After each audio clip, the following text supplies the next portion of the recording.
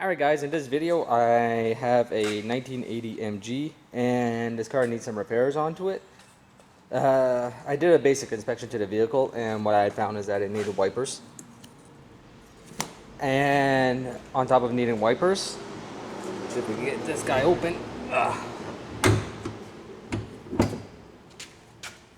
This might be a little hard one-handed. I'll give it a try. There it is. Okay. Alright, top of needing wipers. The valve cover gasket's leaking all the way around. We're going to also change the belt. I'll get a light for that. Let you guys see that. Oh my god.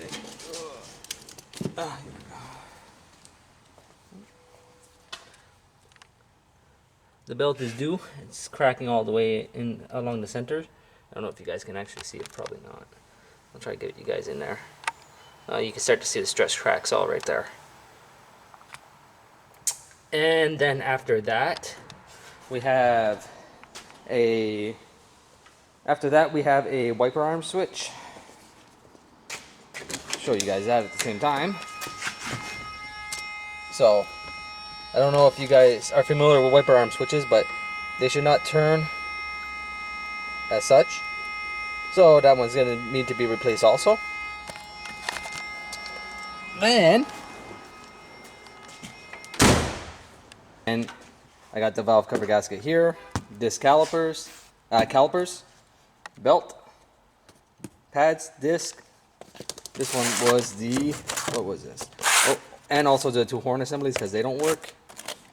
And also the wiper switch is right there, along with the wipers.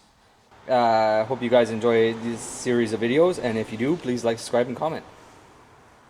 And we're going to get started, and I'm thinking the first thing we're going to get started with is the wiper switch, because it's interior of the vehicle and everything else is exterior, so just to get that out of the way, we're going to start with that.